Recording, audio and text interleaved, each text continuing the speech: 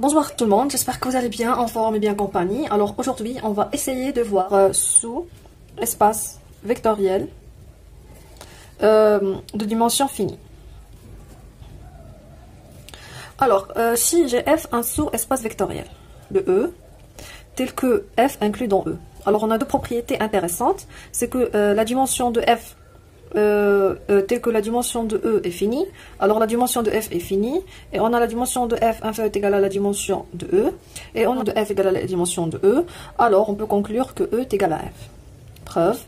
Alors, premièrement, on a la dimension de F est finie, c'est évident, F inclus dans E, et on a la dimension de E est finie, c'est-à-dire elle est engendrée par une base cardinale finie, alors nécessairement F est de dimension finie parce que l'espace tout entier engendré par une base de dimension finie, et F inclus dans E, alors F nécessairement est de dimension finie, alors la dimension de F est finie.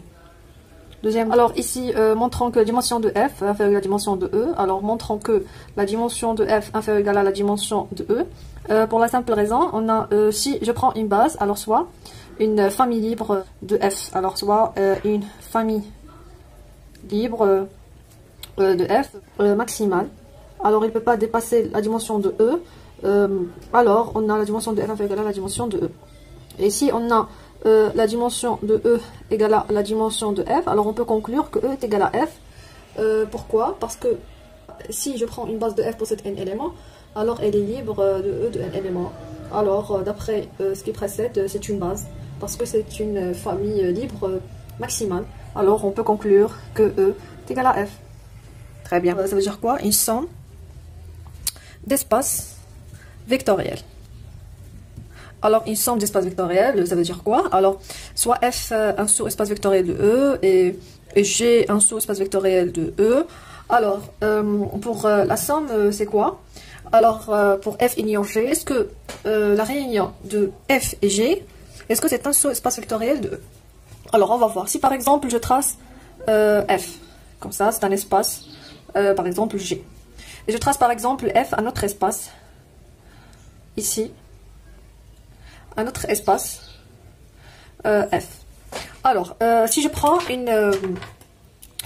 un vecteur de F, comme ça appartient à F, s'appelle U, et un vecteur appartient à V dans G. Alors, U appartient à F et V appartient, par exemple, l'addition de U et G. Alors, l'addition de U et G, c'est-à-dire je vais additionner les deux vecteurs, je vais compléter un petit parallélogramme. Alors, ce vecteur-là, c'est U plus V. Alors, on voit que U plus V, n'appartient pas à la réunion de F plus G. La réunion de F et G n'appartient pas. Alors c'est pas un sous-espace vectoriel. Très bien. On a U plus V, l'addition n'appartient pas à F et n'appartient pas à G. Alors, on peut conclure que F union G n'est pas un sous-espace vectoriel. Dans ce cas-là, pour définir un sous-espace vectoriel, le sous-espace vectoriel engendré par F union G, je vais le noter F plus G. Alors, on note F plus G, c'est le sous-espace vectoriel engendré par F union G, tel que c'est l'ensemble de F plus G, tel que F appartient à F et G appartient à G. Très bien. G, c'est l'ensemble des combinaisons linéaires des éléments de F ou bien des éléments de G, tels que FI appartient à F et GI appartient à G. Très bien. Alors ça, c'est le sous-espace engendré par l'addition. Alors, on peut parler de la dimension, bien sûr. Alors, la dimension d'une somme, c'est-à-dire, c'est quoi la dimension de F plus G? Alors, la dimension de F plus G, c'est, par exemple, si je prends G un sous-espace vectoriel, G, et je prends F un autre sous-espace vectoriel ici, plus grand que bien, je sais pas, alors, F un sous-espace vectoriel, F, et je prends leur intersection, c'est cette droite-là. Alors, leur intersection, c'est cette droite C, c'est F inter G.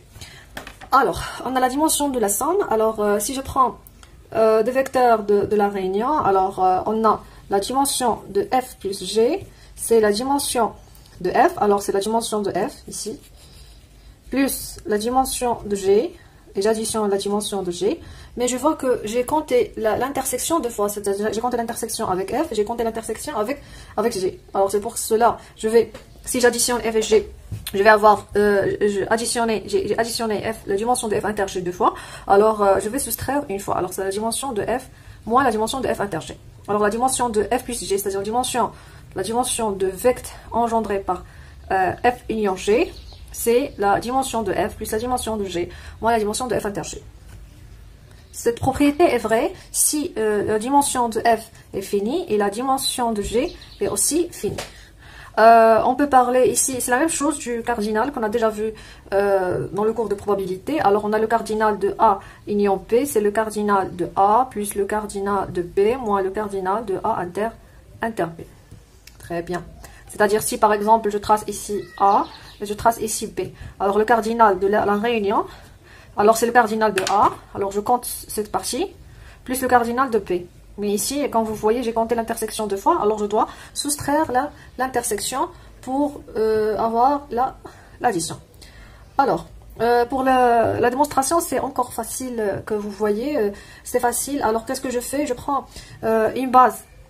Alors, on peut faire la démonstration. Alors, je vais essayer de faire la preuve ici, dans cette petite partie là-bas. Alors, qu'est-ce que je vais faire? Je vais prendre une base de f inter g. Alors, soit E1 jusqu'à EK, une base de f inter g. Il existe parce que les dimensions finies, parce que les deux sont des dimensions finies. Par le théorème de la base incomplète, je vais compléter cette base par des éléments libres par des éléments de la base de f pour avoir une base de f.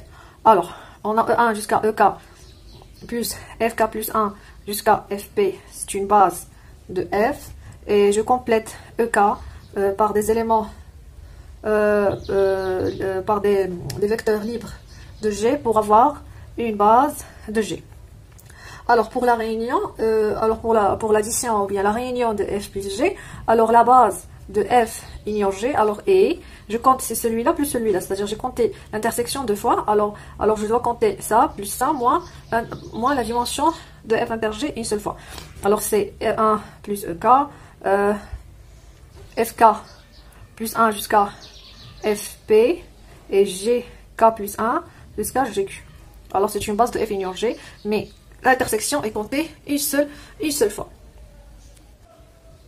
Alors maintenant on va voir un exemple.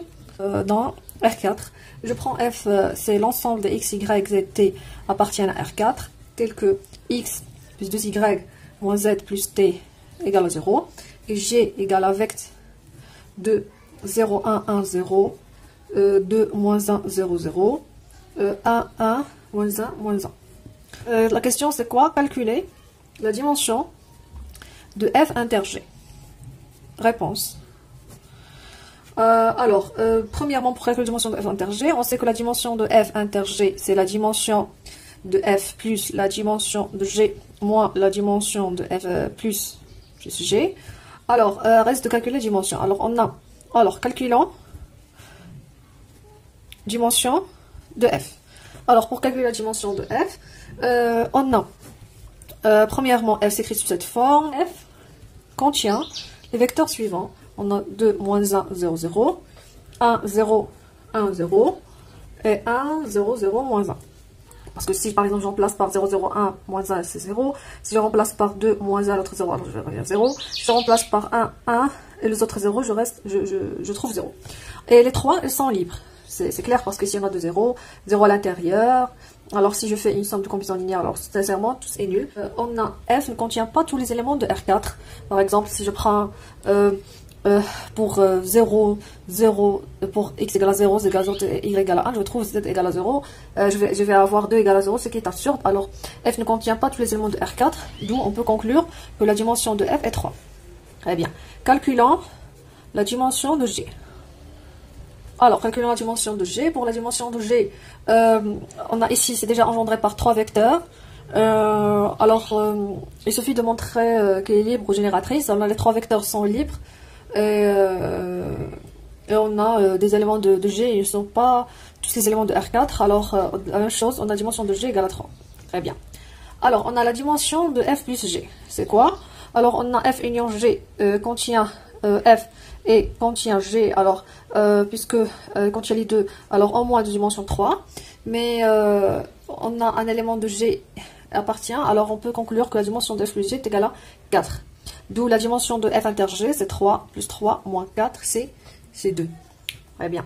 Je vous remercie pour votre attention. Nous avons vu, ça veut dire quoi? Une somme de deux espaces vectoriels, la relation entre une somme et la réunion de deux espaces vectoriels. Et exemple. La prochaine séance, on va voir ils sont directs. Merci, au revoir.